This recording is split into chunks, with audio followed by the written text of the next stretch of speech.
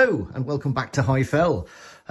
Last video I did say I'm going to do some running, but it's been a bit of a switch around in the way videos are being done because of the way things have turned up, etc. It's going to be worth waiting to see that one because quite a few things have changed, and so it's going to be a bit interesting. So this is my second anniversary for having High Fell, so done something a bit different with it. But today, right now, as we are looking at, you can see a Hornby TT 120 OH Hunter. You can also see a Hornby DCC or HM DCC 8-pin decoder. So this is the one with Bluetooth and it's sound enabled. And you can also see here, this is one of the new smaller range of Stay Alives. This is the one from AE, who is a Chinese manufacturer. They manufacture and develop all of their own stuff. I think they may also supply other own brands as well. Their UK distributor and wholesaler is DCC Concepts, and anybody that's familiar with my channel knows I really rate their stuff. So when they're saying these are good, you know, you've got they've got your back. The great thing about these is they're coming pre-fitted with a suitable pin or plug rather to go straight onto the decoder. There is also an alternative as well. There is the ones that Tramfabriek sold, which is Matic. They do a similar one. You can solder the components together. This comes pre-assembled, and they also have a plug as well. And of course, we're probably very close to the Hornby one coming, and I think the Hornby one's going to be even smaller, which kind of that could be interesting as well because that might have an influence. And also from This Way Works, a coreless motor. It's not a brushless motor, it's coreless motor. They are different. So when people are talking about motors, just make sure you understand what it is that they're telling you. So these ones are coreless motors, which means it doesn't have the iron core in the center. So it's just a very different way of it being manufactured. Same idea that it's got electricity passing through metal windings, and that reacts with the permanent magnets, and that's what makes it spin. But with these, there is no iron section inside. It's more expensive to make, which is why you tend to find these are higher precision items to start with, because there's just no point in going to all this trouble and then putting naff bits in them. So really good. And as you know from the A3, so you know it's A4 that I'm actually running this one in. That's done loads of hours and runs as smooth as silk. Really super impressive low crawl speed. So what we're going to do is put all of this in here. In the past, it has meant quite a lot of chewing around. The motor has changed, and there is a technique where we can actually get all of this inside. It's really easily capable for most capable modelers. If you can use a soldering iron and a screwdriver, you can get these in. The great news is there's only 4 wires you need to solder. So if you want, you could trot off down to I don't know, your local radio repair place, local model shop, wherever. They'll charge you a few pounds, solder the bits and pieces, because it can be done outside of the loco, and then you can pop it all in yourself, so you feel some achievement of doing it. But if you've used a soldering iron, and these wires that you're going to be soldering are really the easiest ones to do. There's plenty of space, nice big solder pad, so there's no complex stuff to do on this. You can pop it in yourself, and it's a really cost-effective way to get the Bluetooth system working inside an OH shunter. I know a lot of people have got them sitting there waiting for the 6-pin. Hornby say that, you know, it's on its way, and I'm sure it is, but like all these things with electronics, the model railway industry sort of has to wait its turn whilst all the big players get their first pop at all the production slots for components. Right, so I'm going to try and do it in sections, and I want to make it pretty much foolproof so anybody can follow this and you should be able to achieve it. So I'll stop now, rearrange my bits, and we shall get on with it. Okay, so easy bit, we've got the stuff out of the packaging so we can see what we're actually looking at. So 1 OH shunter, so currently this is the AE Stay Alive, the 8-pin decoder. It's important you get that one rather than the next 18, because this has got the little loom on that we're going to use. The speaker that comes with the decoder, the sound enclosure, which is what's going to enhance the sound and make our speaker work. And of course the Coreless motor from This Way Works. I think they're sold out at the moment, so I think people have been preempting this one. But Richard says that they are absolutely on the cusp of stocks arriving, so I should think any day soon they will be there. Right, something else I'm going to show you how to do as well, because it's really convenient for various other locos as well. When putting these speakers in, obviously the guys at Hornby have given you a nice long length of cable, which is brilliant when you're having to, say, fit it somewhere a distance away. But also it does mean in these smaller scale locos, or where you're tight on space, you've got not so much space. I'm going to show you how you can just shorten the cable dead easy, and then it just means you haven't got as much faffing around. So that's really useful for things like the Class 50, various other locos, where if you've got an excess of cable, it can get caught down the sides of the body and the chassis and things like that, and damage the cable and things like that, which you want to avoid. The fitting of this speaker, because that's what comes with it, there is possibly, as I say, an alternative, and I'm going to look at something when the Hornby version of the super small Stay Alive comes, and something else with the speaker, to see whether we can do this in another way which retains even more of this logo. We are going to leave some bits out, so what I'll do, first of all, I'm going to show you how you do the speaker, because then that's useful for various models. And for that, I'll put my special glasses on. Right, so what you want to do when you're doing anything with these is make sure you're not touching this diaphragm on here. You don't want any dirt or anything like that to get in there. This application, we're going to use the smallest enclosure that there is. The way these work, you do want to make sure that you have an absolute airtight seal. There is a little trick. If for any reason you have to undo one of these and take it out, you can reuse your speaker. As a good modeler, you'll have a selection of various glues and special stuff. Something I found that works really well is the glue and glaze leaves quite a thick but very controllable adhesive layer. So if you ever have to take one of these speakers out, you can take it out and then you use a little bit of glue and glaze and you can apply that, and that will give you a really nice seal. It also works as a really good airtight sealant as well. So if you've got a bit of a gap somewhere for whatever reason, you can just pop some of that on. There's another little trick you can do, so you don't even need to use this full enclosure. I've done it with Zimmo speakers. Just cut a piece of cellophane or plastic from something like this, or the sleeve, make a little square, stick it on. It's really flat, so it takes up almost no space at all, but it still works as a speaker. But you must have these sealed. They won't work at all well without any kind of sealant, and eventually they'll damage themselves. Right, so getting in, how are you going to shorten it? Dead easy. Craft knife. If you look on the back here, you'll see what looks like the wire disappearing in. It's just a little tiny bit of sealant, and all we need to do is scrape this away. You'll notice I put the enclosure on to start with, and that was just to prevent any bits and pieces getting onto the diaphragm of the speaker. As always, I'm just filming this on an iPhone, so it's a bit in the way for me doing it. Hopefully everyone can see the way I get to it.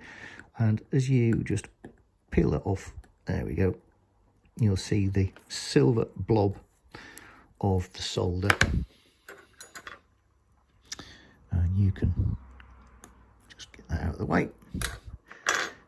And if I bring that up, hopefully that's going to catch the light.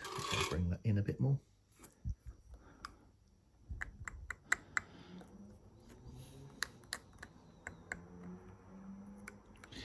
On this particular job, there we go, so that's the solder blob there.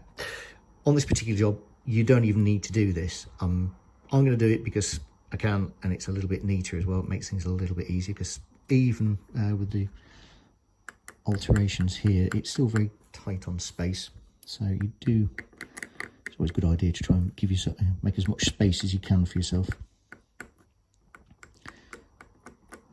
another little thing with speakers, I'm not sure with these what the recommendation is, but I would always say always put the positive, which is traditionally the red wire, back to the one it came from. So if they come pre-wired, that is the positive. And a lot of applications, certainly drivers, like having their speaker reattached. Now you've probably seen me doing it before with the paint pen. If you haven't got very good memory, then what you can do is just put a little dab on the side, and I'm just going to go and grab my paint pen and do that so I don't forget. So pop that on.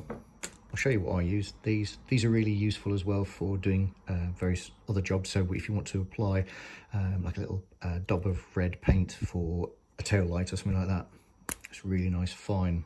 Just got that on Amazon. It's made by Mitsubishi. It's probably about the only thing they make these days. Right. Then what we're going to do is, I'm just going to grab that. I'm going to just use a bit of black tack to hold on to that.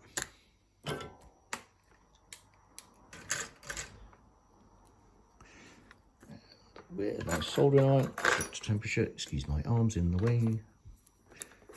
And all you have to do, little dab of heat on there, same on that one there. So the important thing is that we want is the plug. I want to shorten this wire to about 25 mil. So just put it on there. So that should be more than 5. Actually, I'm going to give this one a little bit longer. I'm going to make it 30 mil, and then I'm just going to nip that a little bit off there. So that's the excess bit, but I've shortened it down. So this is the bit with the plug on.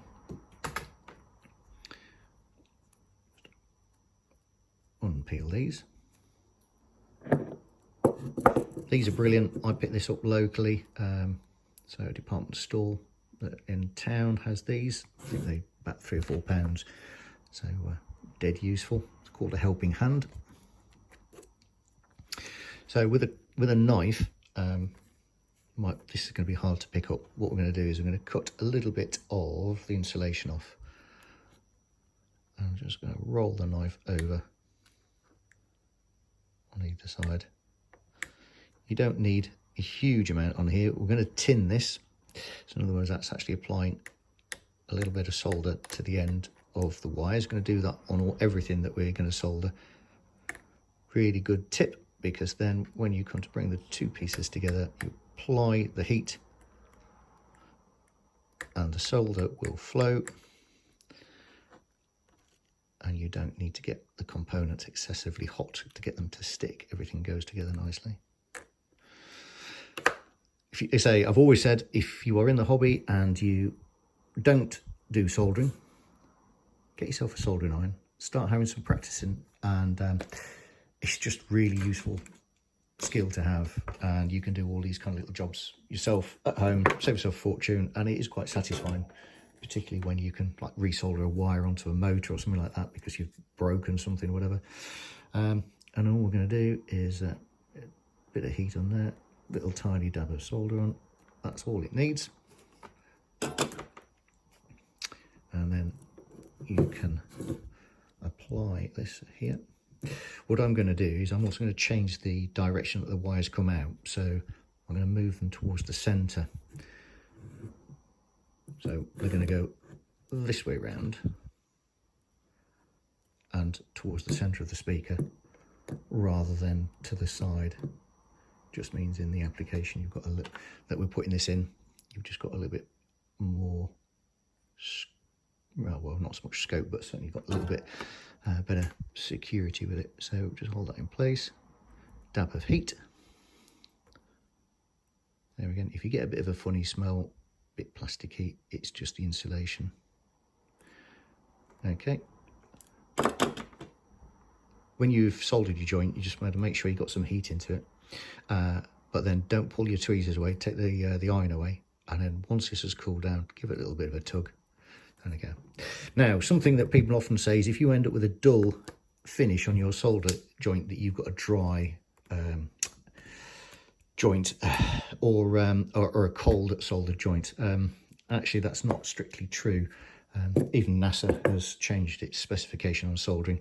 Generally, with modern lead-free solders, you might get a little bit of oxidation on the surface. You can even with lead as well.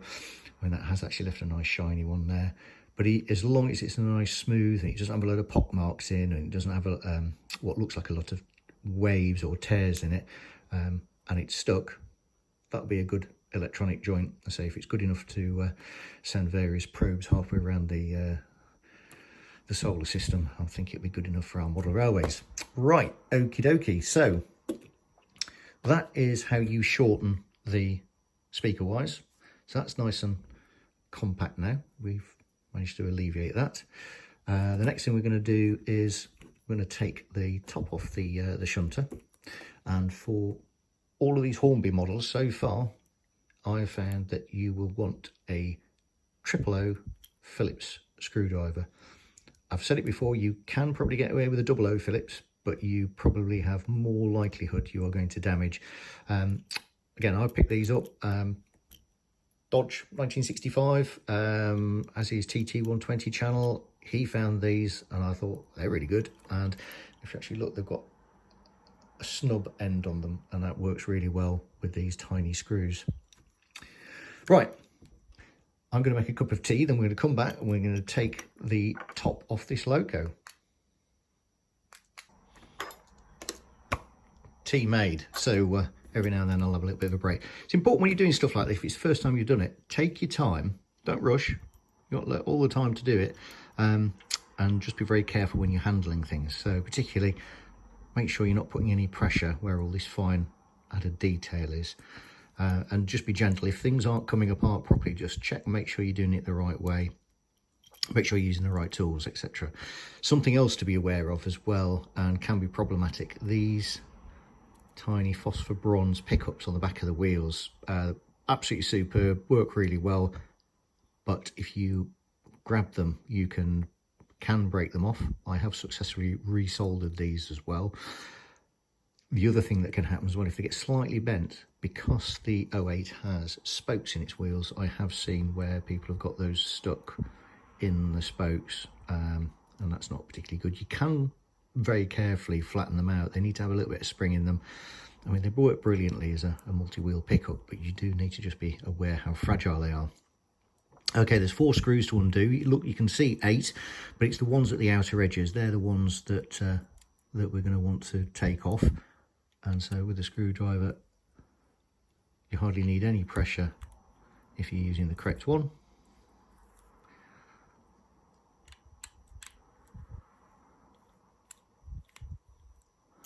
I'm just going to have something to pop them in so they don't disappear off. Just use that tin lid there. And it's the rear ones, they're the ones just down near this link pipe that goes on there. Often these can just stick because they get caught between that bit of detail, so make sure you recover it. Because if you forget, you'll move it around and then you'll lose it off to the carpet, never to be seen again.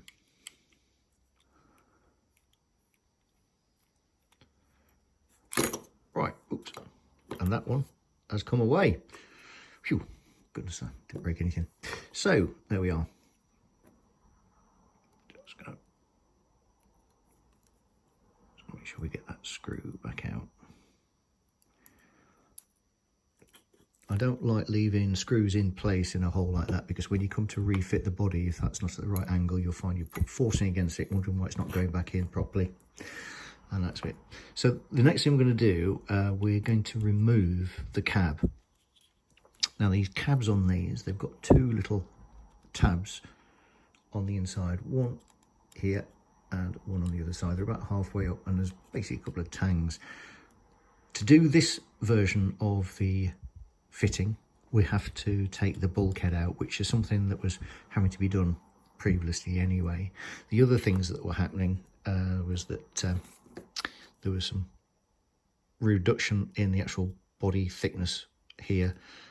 People were making cuts onto the onto the decoder, I think in some cases, and also this block here was being removed. This is not the heaviest model in the world anyway, so I would shy away from taking any weight off it. I'm a big believer of trying to keep as much weight in these, or if not anything, add weight to them.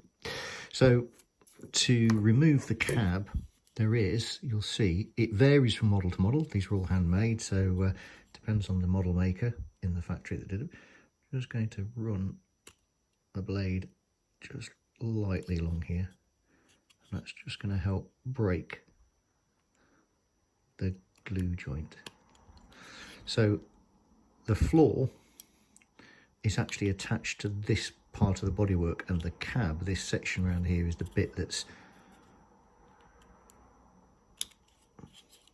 the bit that's glued and clipped. And you'll notice well, there's this hole here which you can just get something in, and you just hear it crack. Just give it a little bit of a wobble. Now, everybody I know that's tested this home fitting idea has basically said this is the hardest bit. So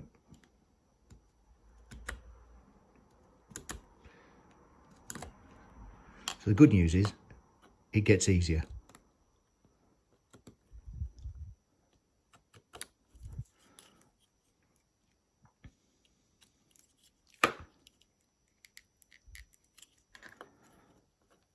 Just take your time, just gently work away with it.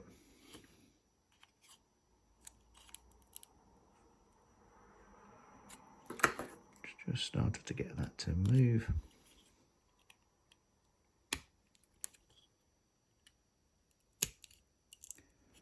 We're in. Once you've got one side, it does start to get easy because you can just work inside. There we go. So just take your time, gradually work around it.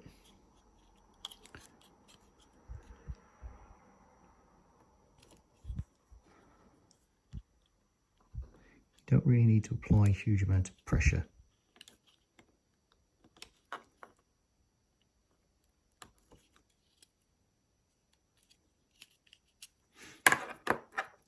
I'm doing this real time, so I'm not going to jump to the end. So I want you to see just what's involved in doing it, and it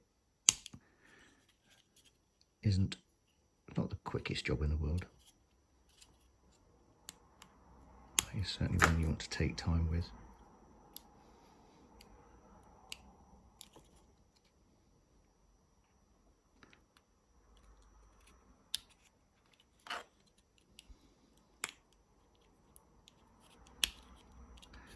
Move this to one side.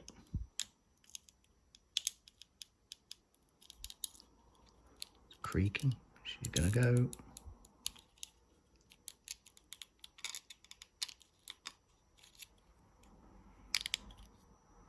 Right.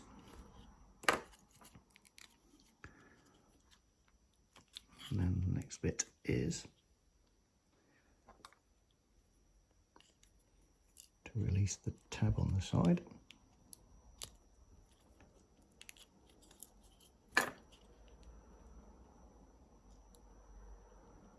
Give it a wiggle.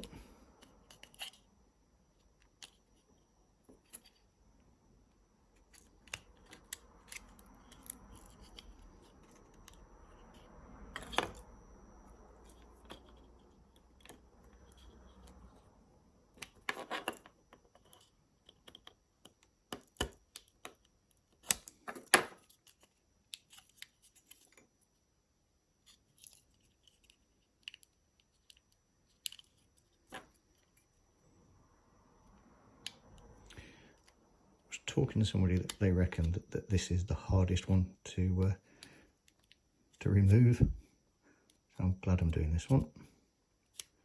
Not.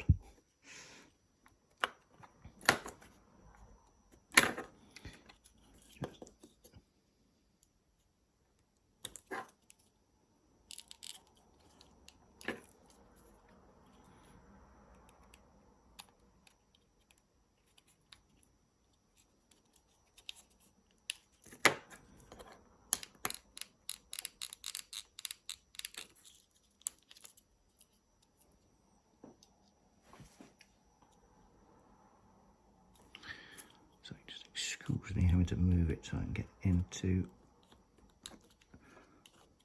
the light.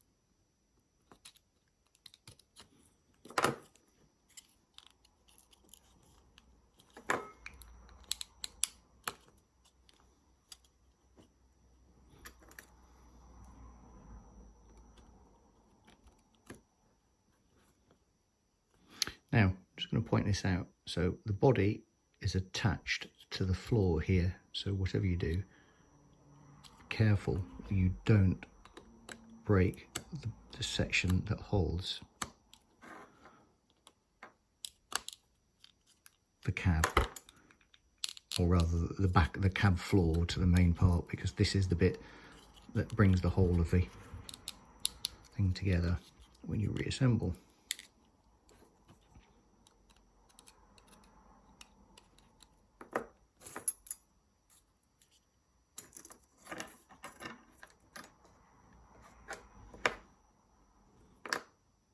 There we go.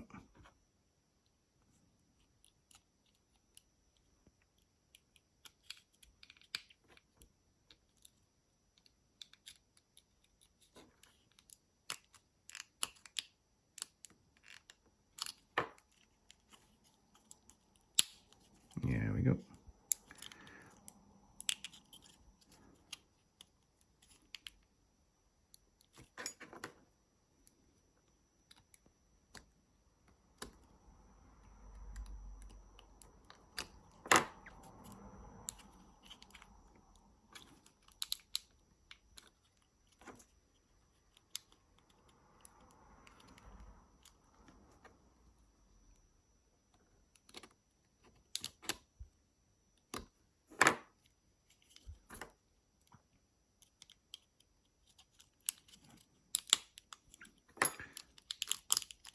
And away we are.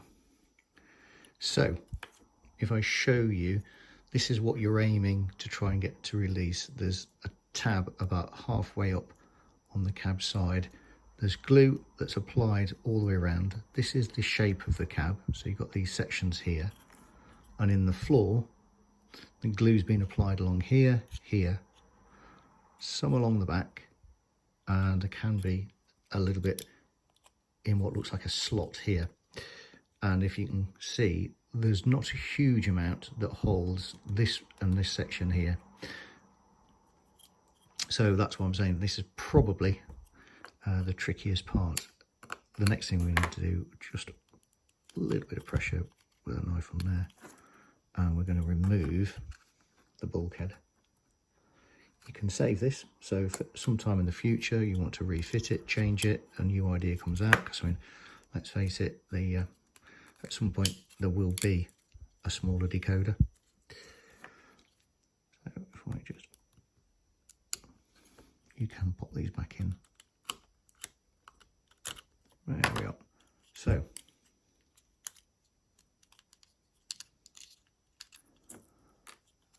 we have removed it. Bit of glue out of the way.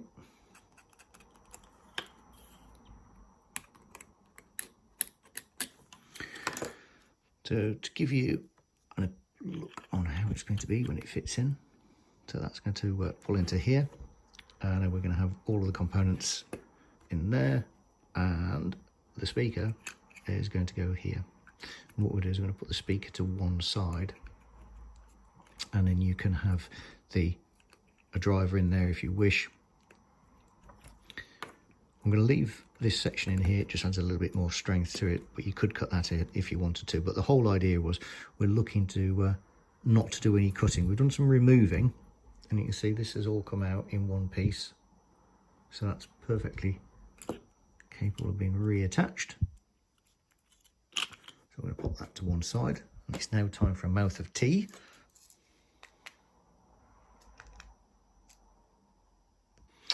Right, so the next stage is we're going to start taking bits away that we don't need on the chassis, and that's what's going to give us the space. So we've got the decoder tray here, and you'll see underneath there's 2 screws. So all we need to do is just remove those.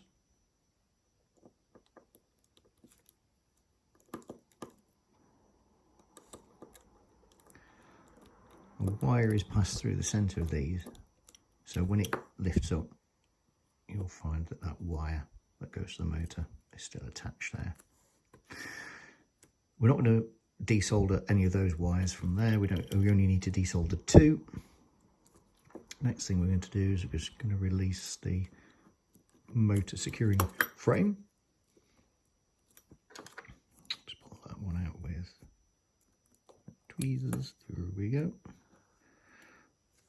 And then the motor will lift out. Pop that to one side, and then under here you can see there's a screw in the centre, and that has these little spring-loaded pickups. You notice I haven't taken the keeper plate off at all. When we come to refit that, I will remove the keeper plate momentarily, so that we can make sure that the springs on here assume their correct position. Okay, so we've got some screws there. Now, this section here is now free, and if you just pull it, if you pull it via the spring pickups, they should come free. And then you'll notice that on them there is this little bit of insulation. It looks like a bit of heat, looks like a bit of heat shrink actually. Retain those, because that's what stops you getting any short circuits against the metal chassis. You can see that there are 2 contacts down in there, and that's where these springs fasten onto. So what we'll do is they're part of the keeper plate. So we'll take the keeper plate off when we come to refit. Let the springs assume their position, so they're not under compression. The screw will bring those down, and then we can pop the keeper plate back on. So we don't need to hack anything off this chassis at all. The only bit of desoldering I need to do is these wires here, and when you are doing anything with the Loco, oh, that wire is actually broken off that there. They are renowned actually on the 08s for having quite poor wire connections, so that's come away. Yep, so you've got a DC one, that's an area to check, and so is this area here as well. I know of a few that have broken away. What I'm going to do is when I fit this, I'm going to pop the wire so it feeds in from the opposite side, so it's not squashed up against the chassis. I'll show you what I mean later. So when you're fitting any kind of wires, the right hand rail, so we assume we're sitting in the locomotive, and that's the radiator, and this is the cab at this end. The right hand rail is this side, left hand side is this one. So red goes to the right, and so you've got black and red. Black to the left, red to the right. It's worth remembering that, because hopefully these wires are all black. So just going to desolder these, and then we're going to leave the motor, and to desolder you're just going to a little bit of heat, a little bit of pressure. We're going to leave all that attached. We don't need that anymore, so we're going to put that to one side. This is the bit we actually need, because we need to attach the wires from the decoder, and we don't need all of these wires, but I am going to leave the majority of them in place. So what we're going to do now is I'm going to shorten this, and what you want to do is give yourself about 25mm of wire. I'm going to cut through all of them. All we need to do, we'll set aside cutters, that's it, go for it. and that's the plug. So we've removed the plug completely. And then the wires that we're interested in, first of all, we want the red one. That's for the right rail pickup. And then we want the black one. Then you want for the motor, the orange wire, and that goes to the positive of the motor. These motors are marked, and whilst I had my pen, I also put a little red blob on, just so I could see. And the other wire you want is the grey wire. And this has actually caught people out before, because the grey and the white are right next to each other, and it's not hugely different. So if you do have any sight impairment, sort of particularly with picking up colours, get someone who can tell. So the grey one is slightly darker. The other way you can do it is by counting the wires. And generally, if you look on the HM DCC, the famous manual, it will tell you for every decoder what pad does what wire does what. So these little butts down here, these little silver things, they're solder pads, so you can add extra features to them. So if you want to do the fully illuminated, all singing, all dancing version of the 08, you can work out quite easily what those are, and you can pop the wires in. If on the other hand you're going for this, which we're just doing as, let's give this Bluetooth control and sound, we just need the 4 wires. So these are the 4 that we're going to use. Okay, so I'm going to have another mouth of tea and then come back to it, and then we're going to tin those wires and we'll attach them to where they need to go to, and then we're going to shorten the others down, and we're going to make sure that they are going to be insulated as well. I've just folded the wires that we're not going to use, just folded those to the back for the moment. We are going to do some of those to make that all nice and insulated. So we've got the red and the black ones there, and then all we're going to do is expose a little bit of the wire on the end. This is this really nice wire, is this? It's like a silicon based, so that comes away quite nicely. So I've already tinned the motor, so I did that, the contacts there, but just going to pop a bit of black tack to hold it. That's really useful, particularly if you don't want to squash something with your helping hand, if you've got extra bits in the way. So just going to add a bit of solder on that, a bit of solder on that, and that's that done. And then what we're going to do is bring this down, and then with a set of tweezers, all I need to do is get some light on it. Should hopefully be a bit easier if at home, if you're not able to do it with the camera in the way. Just apply some heat. But, oops, I'm going to move this over here, I think. Get that at that angle. I'll try and get it so you guys can see.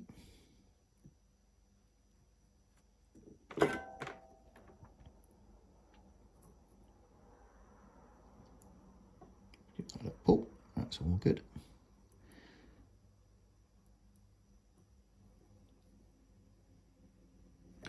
Give that a pull, let that cool, just check that they're nice and secure. Now when I said I was going to pop them in the opposite direction, hopefully you can see I've actually done them so the wire is leading away from the chassis rather than having to come up round it, and you can see you've still got plenty of room to access the screw hole there to pop the attachment screw back in. Okay, so next thing I'm going to do, I'm going to get my orange and my grey wires. There is something to be said that, I mean, here we're following the proper HM DCC, or rather we're following the NMRA DCC wiring guide, which says which wires go to which terminal. If you make a complete hash of it, and providing you only get the track wires, or the red and the black to the contacts, and you get the motor contacts the right way onto the motor, one on each, it isn't too much of a problem. The track pickups, that's not going to make any difference whatsoever. And if you get the orange and the grey one the wrong way around, you run the risk of, the loco might run the other way around. In other words, forwards will be back and backwards will be forwards. But the great thing is with the HM DCC system is it's the easiest job in the world. Click on a couple of CVs and you can change that over to your heart's content. So that obviously goes for any loco. Right, so the other thing we're going to do, now you'll notice there's no, just move that one out of the way. There's no heat shrink here, and that's because there is nowhere for it to go really. We're right on the end. What I am going to do is I'm going to put a bit of heat shrink on the end of the terminal for the motor. I'm not going to use everything that Richard has sent. I'm going to use half of it. That's because I grew up in Yorkshire. Waste not, want not. Actually, it's because I'll recover that from the floor in a moment. It's more to do with the fact that I don't want the excess material everywhere. So I'm going to do, so I'm just going to tin those wires. So we'll do that now.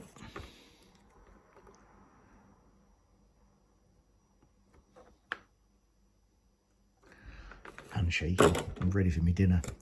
Right. So we're going to pop the motor into a bit of black tack. Black tack's really useful for holding things. You wouldn't probably realise you're not going to be able to hold the motor in the helping hand that I've got. I did say that if you're not very confident with your soldering, you could just pop this down to your local model shop. Railway Model Club, they'll always be very keen to see people, and if it's a way of getting you to join by doing some soldering for you, they'll be happy to do that. And you can, in fact, I'm going to use, just shorten this bit, there's a whole plethora of places. At one point I did say phone repair shops, but I don't think they do much in the way of soldering these days. I think everything is pretty much plug and play. I don't think there's anything there, but certainly old-fashioned sort of repair places, if they still exist. Somebody was telling me that they're becoming more popular. So make sure you've got your heat shrink on. I'll hold that with my little tweezers, and just going to pop some heat on there, and in that goes.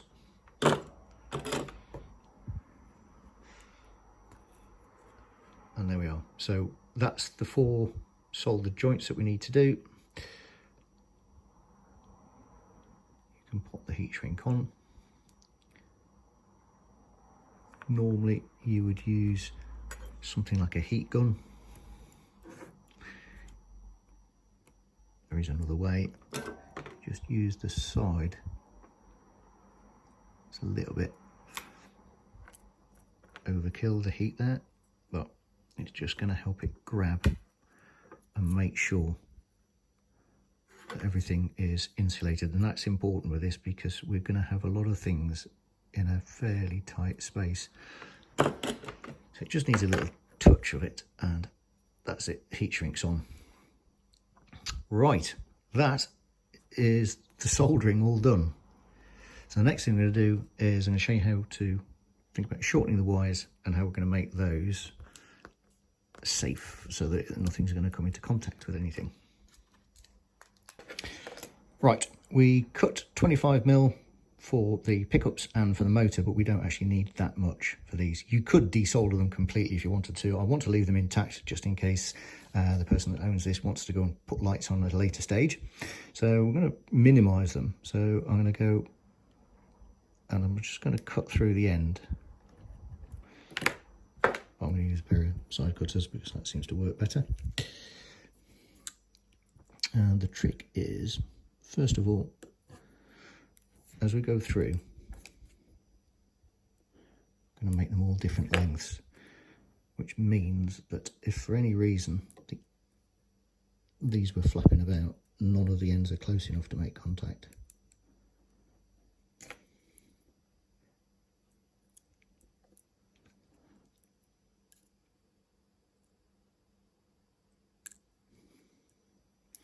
But you've still got enough wire that you can get onto them should you need to.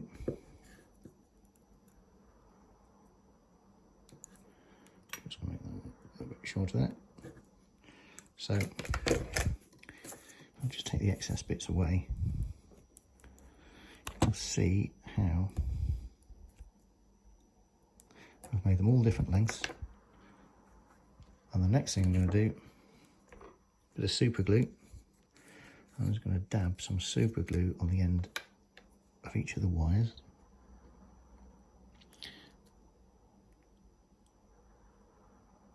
Just a little blob. We're not going to glue them together. Just going to use this as a insulating aid. And then I'm going to let that set. So, whilst that's setting, I shall drink the rest of my tea, and then we'll come back and then we'll start on the next stage. Okay, so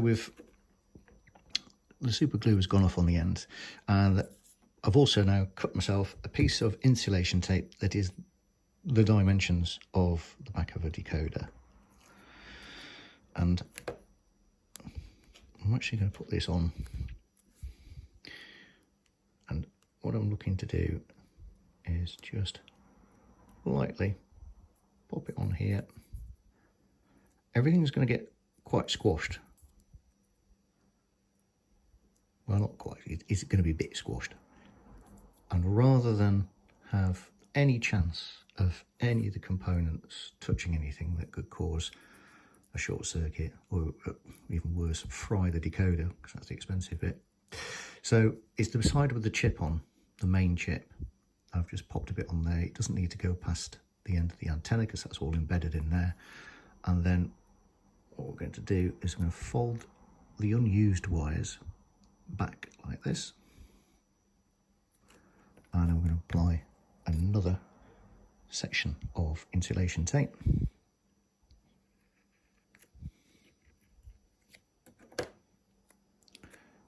And so that will just work as a little. Hold your decoder by the sides, don't go squashing down on any of the components. So it's starting to come together, and I'm going to give you now the outline of how this works. With the Coreless motor kit, you get two spacers, and these are designed to work with the existing motor mount system. What we're going to do is I'm going to use the bottom one. So it's got down written on it, and there's a little pit in the end, a little pin, and that one goes towards the rear. And then the motor is going to sit on top. And when we come to put everything in place, the motor is going to sit in, the decoder is going to sit at an angle, the contacts are going to go back down in their little place. We're not going to be fitting the other sections. We're going to actually use super glue to just grip the sides of the motor. And we're also going to use a piece of tape across, which is not really for securing, that's just really for insulation. So we're now going to replace the pickups. Make sure you can see how this one's just sliding down. So I said to you, we're going to just take the keeper plate off. 3 screws on there.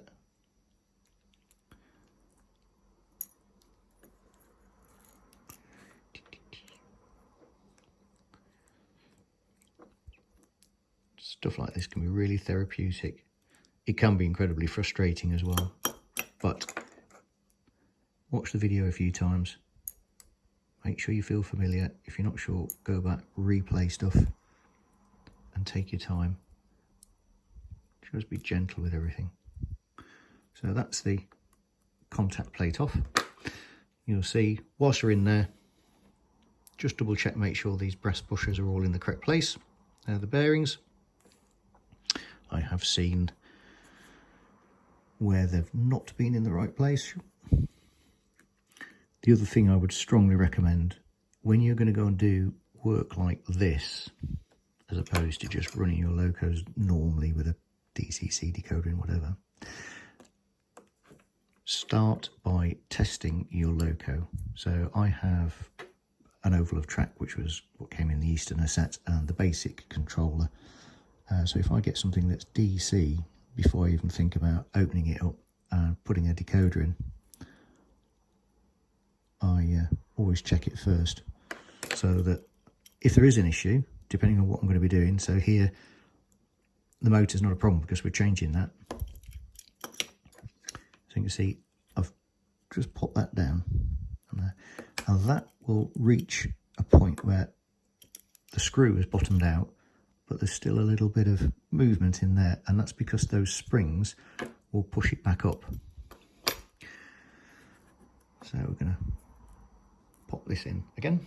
Yeah, so do test your stock before even thinking about opening it up if you can, because it's a lot easier, well, this one right around, it's a lot easier to know if there's a fault that you're chasing from the beginning, as opposed to something that you've installed yourself by getting something wrong.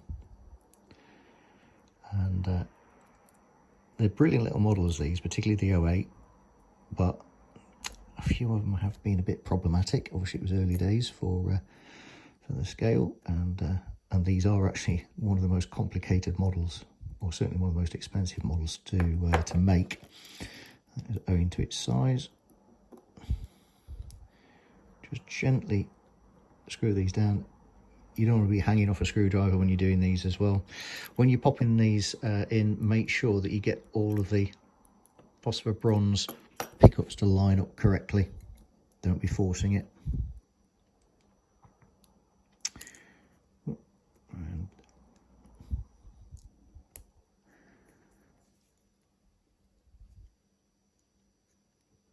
just pop screws in. Always make sure that you find the thread before you start winding in as well, because it would be very easy.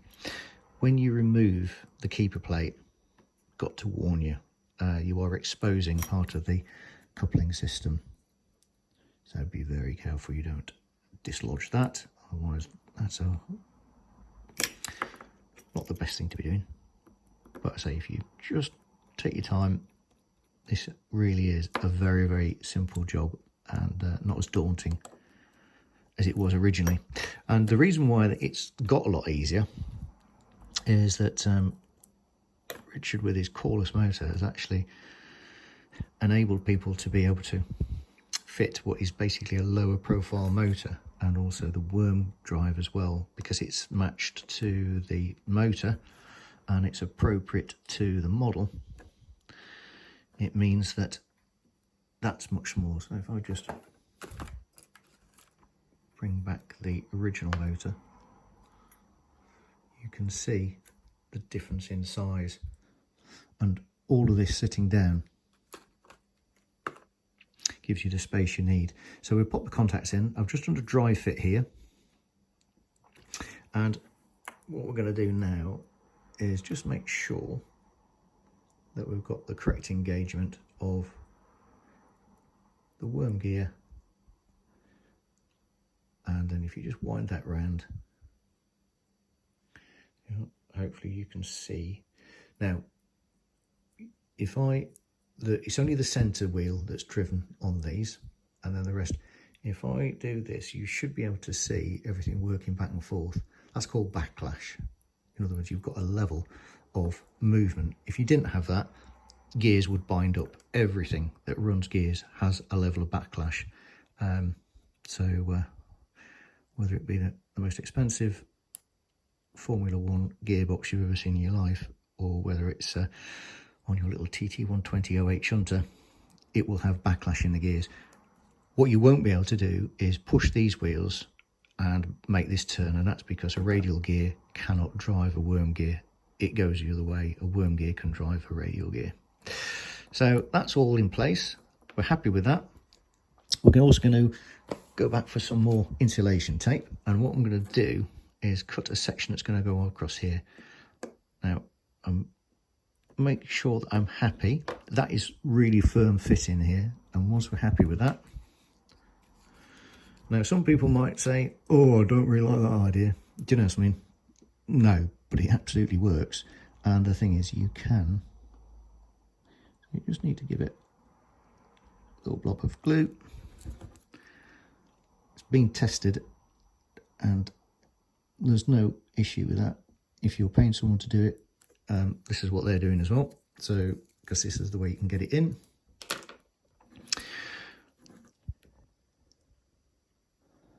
I'm just going to leave that there, and I'm going to let that set. Now, if you, if for any reason you want to, or you need to remove the motor, it's actually not difficult at all, because you're using super glue on two metallic surfaces. It'll adhere, it'll grip, but you can separate it with a knife. You can just click down either side, and then you can pop that out. You've already got quite a decent level of grip because of the nice tight fit of the motor into the chassis. Main thing to do is just to make sure it's down, and we'll actually just probably push it slightly back. So I should have mentioned that earlier. So you've got a little gap at the front, and the reason for that is we're just making sure that the motor is insulated from as many metallic parts as possible. And the motor casing itself obviously touches here anyway, and that's all part of it. But you've got that little tiny gap there, that is fine. Okay, so I'm going to leave that for a few minutes to set, and I shall come back.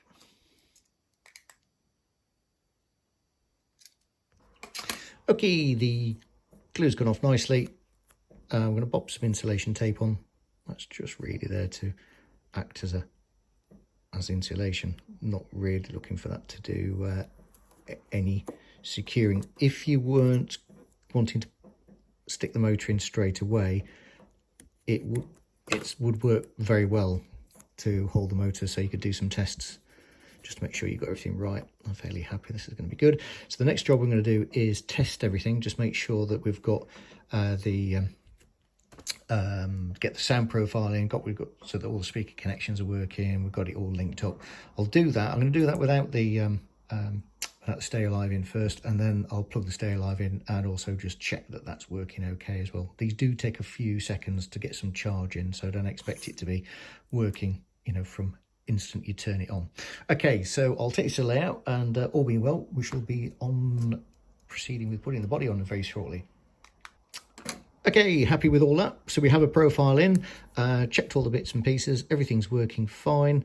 It's now a question of getting this all into this tiny space.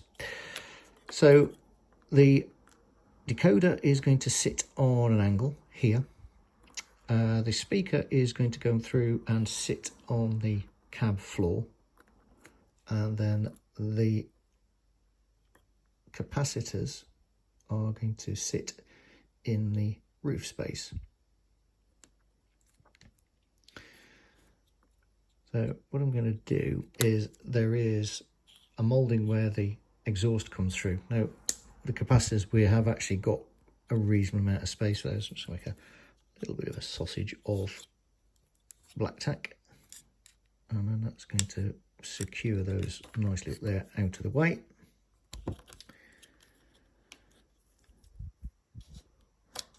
Already been thinking of some alternative methods of doing bits and pieces, but I'm going to have to wait for Hornby to get their Stay Alive out, and also I might just have a look at some other speakers as well that would fit, so we could perhaps get away without having to take the or leave the bulkhead out. I think it's still a question of taking it out just so you could line everything up. So with the Stay Alive, we're going to put the two capacitors at this end, so on the right hand side. Just make sure that they're seating in there, and also pop the control board for the Stay Alive, just make sure that's in.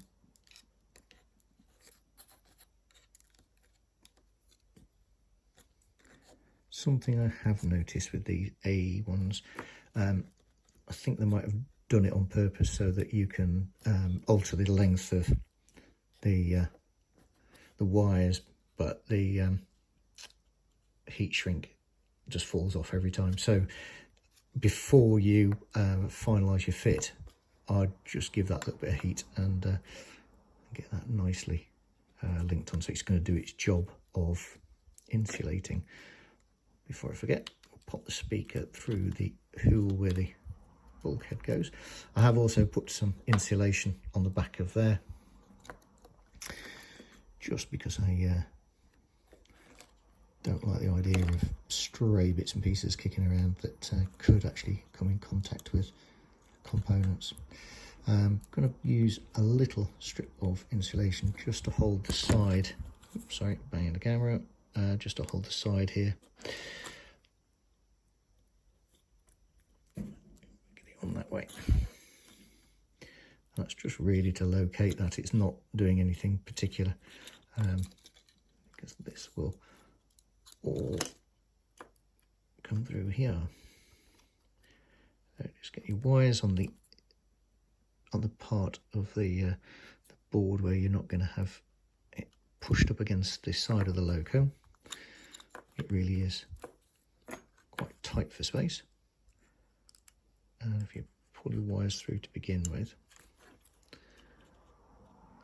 and should be able to just feel, if you put stuff in the positions that I've just indicated, you should be able to feel the way,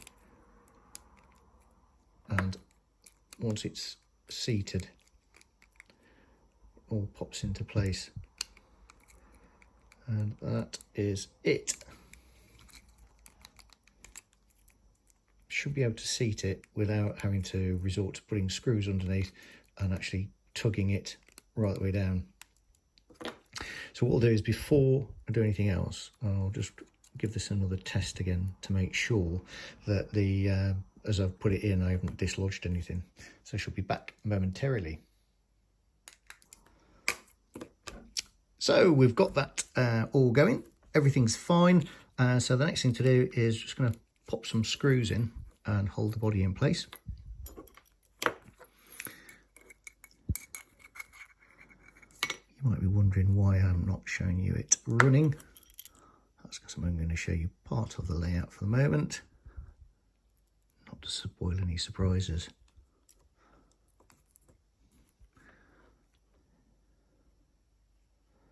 So once the you've kind of run this in, there are another couple of tweaks that you can do as well, which are well worth considering. I think all motors and decoders do well when you do a motor calibration, and there is another setting which you can change, which these small motors in the TT models do seem to like. So if you go to CV144 motor control source, I think it is, and if you change that setting from 0, which is its default setting, and you change that to a 1, which is your only other option, they seem very happy. Right, so I've stuck the body on. So the next thing we're going to do is pop the speaker in place. I'm going to just tuck those wires out of the way. Again, I'm going to use a small amount of black tack just to secure this, the actual speaker itself. And I'm going to pop it over this side and just carefully pop those wires in, just out of the way. You can put a bit of tape over the aperture here if you like, just to, or you could actually just going to double check we can't get the bulkhead. I don't think we can, because I think he's going to, yeah, you could, if you wanted to, cut the bulkhead down, just pop spare bits, and you could have the upper part there. You can't really see in it, to be honest, I mean, it's nice detail, but it's so tiny. So that's all our wiring just tucked away out of the way. Just because I have some tape here, let's have a look. What have I got? Yeah, so if I just trim that down, that'll just neaten that up. So I've already looked at a couple of other ideas, where we could reinstate the where I could reinstate the bulkhead. But as I see it, I think it would just be overly complicated at this stage, and I prefer only doing things that I know work and have been tested. So it is other components. Right, okay. Just going to pop that in there, just in case you want to cover that little bit up.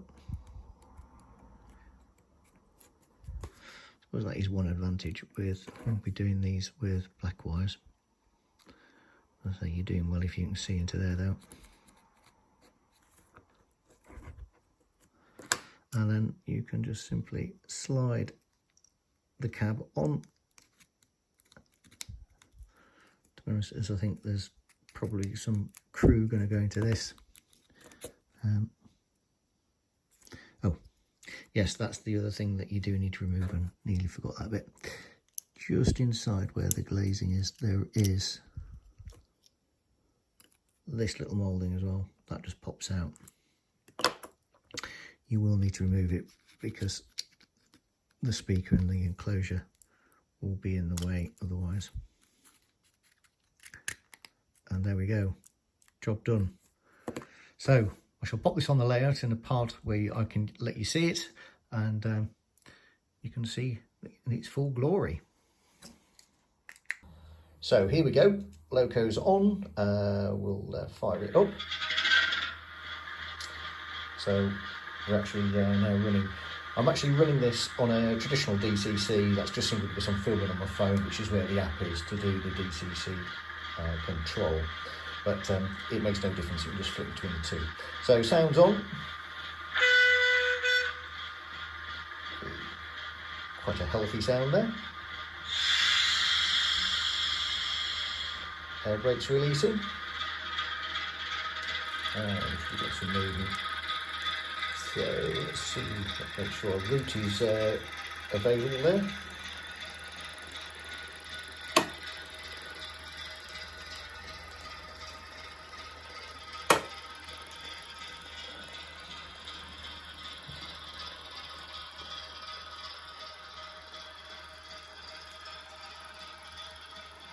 She's out of shot at the moment, and I'll bring it back.